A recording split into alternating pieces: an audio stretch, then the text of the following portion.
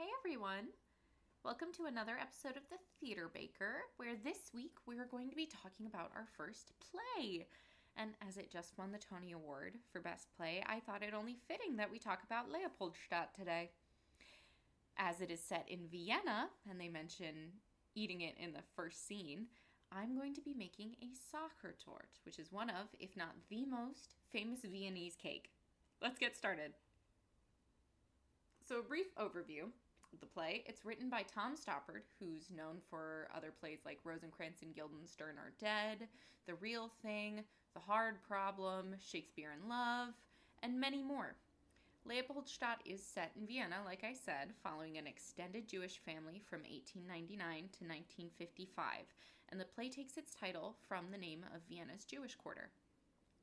Specifically, it takes place in the main drawing room of the Mertz family apartment, and the play follows the family's progression from a large, boisterous part of the Vienna bourgeoisie to a select few, one of them being the fictionalized version of Stoppard, returning to the home after World War II.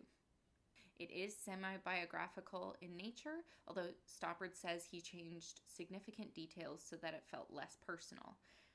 And it originally premiered on the West End before the COVID-19 shutdown. Premiering on January 25th of 2020 at Wyndham's Theatre in London, performances were suspended on March 16th of that year. It would reopen August 7th of 2021 and close 2.5 months later on October 30th. Every single performance for this production was completely sold out. It was nominated for 2 Olivier Awards and won both Best New Play and Best Actor in a Supporting Role for Adrian Scarborough. The West End production had a cast of 41 people, one of which was Stoppard's own son, Ed. I mean, can you imagine being an actor in a play that so deeply dives into personal family history? I can only think that that would be extremely rewarding while having the very real possibility of being extremely emotionally draining. The play was supposed to originally open in Toronto before COVID shut down the world, and because of the pandemic, it didn't quote-unquote jump the pond until it arrived on Broadway, starting previews on September 14th and opening on October 2nd of 2022 at the Longacre Theatre. This time, only 38 actors took on the family, which is still a lot of people, and at least for me, it was nice to see some names I'm more familiar with in the musical theater world on that cast list.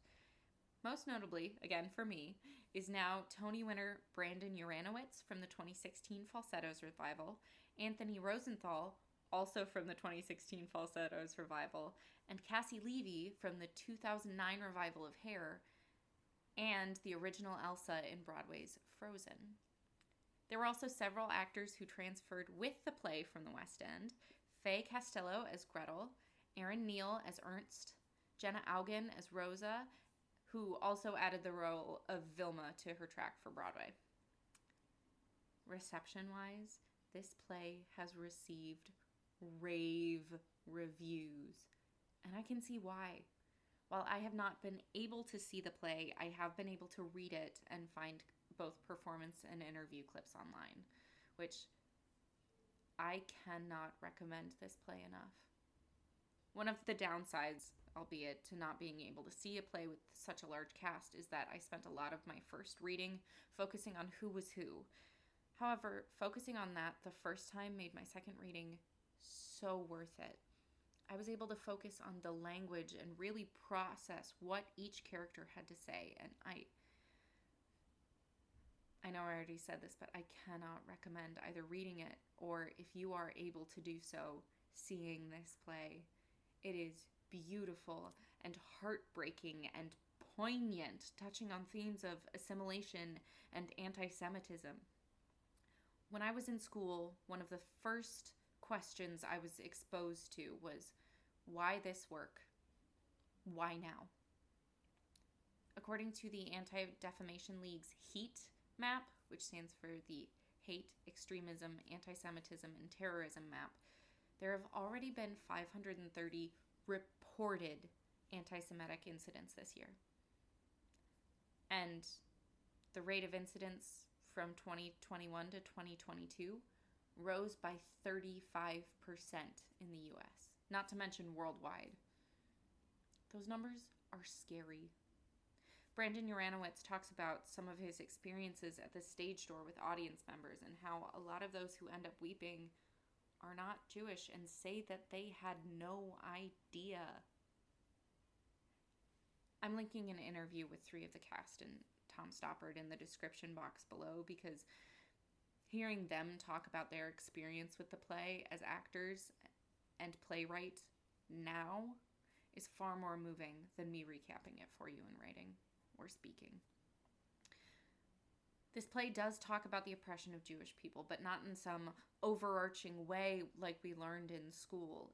It presents one family, a group of people, and it paints them as people who experienced this. So yeah, that's why this play. That's why now. I'm also linking the recording for a post-show conversation from Holocaust Remembrance Day, April 18th in the US of this year.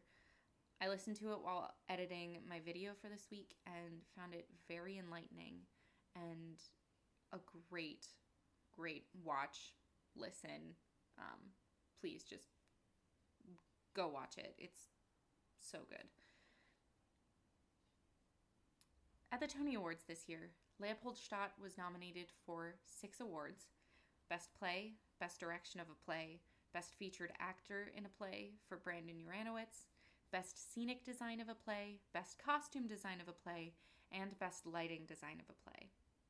And it won all but Scenic and Lighting Design. It was so beloved by audiences that the original Broadway run has been extended from its original closing date of March 2023 to July 2nd, 2023. So please, if you can, go see this play. Go read this play. Just experience this play. I cannot recommend it enough. I think it is such an important piece of work for our country as well as the world right now.